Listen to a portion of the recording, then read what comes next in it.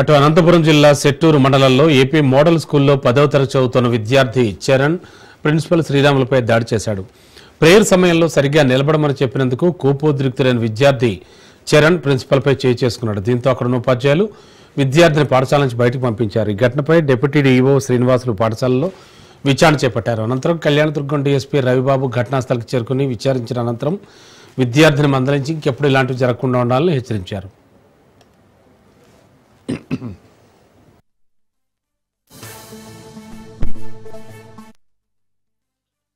వందల సార్లు కొట్టింటారు, కొన్ని వందల సార్లు మాట వినలేదు.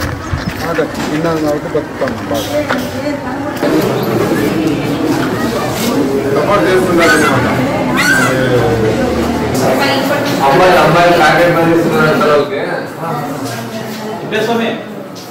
ఖచ్చితంగా పక్కన పెట్టి